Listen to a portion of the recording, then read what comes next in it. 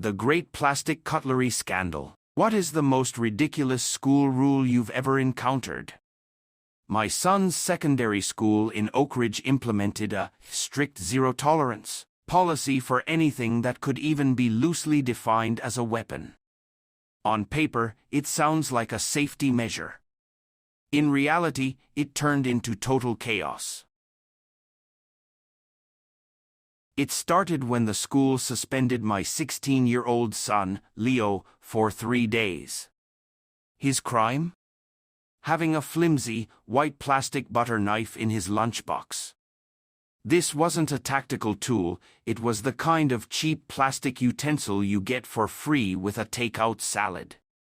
I had packed him some leftover steak from the night before and tucked the knife in so he could cut it into smaller bites.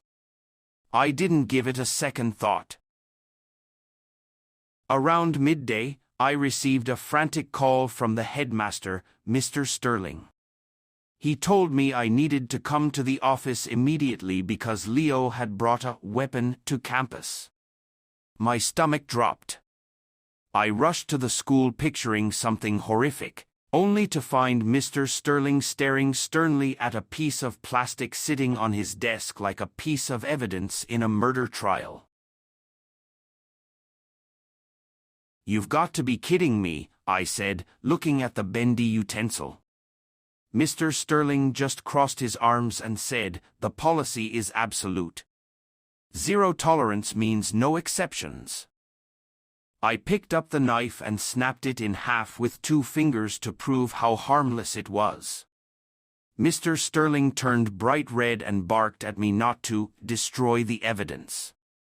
He then pulled out a massive student handbook and pointed to a clause about prohibited blade-like objects. The situation reached peak absurdity when Leo mentioned that a classmate, Sarah, had been sent home the previous month for carrying nail clippers. When I pointed out that the art department lets kids use sharp metal scissors, Mr. Sterling simply sniffed and said, "That's a different protocol." I then noticed a sharp, metal letter opener sitting right on his desk. When I asked why he could have a real blade while a student couldn't have a plastic toy, he claimed that staff are trusted with professional judgment. The tide only turned when another teacher, Mrs. Gable, walked in. After hearing what was happening, she burst out laughing. She revealed that she packed the exact same plastic knives for her daughter every single day to cut her fruit.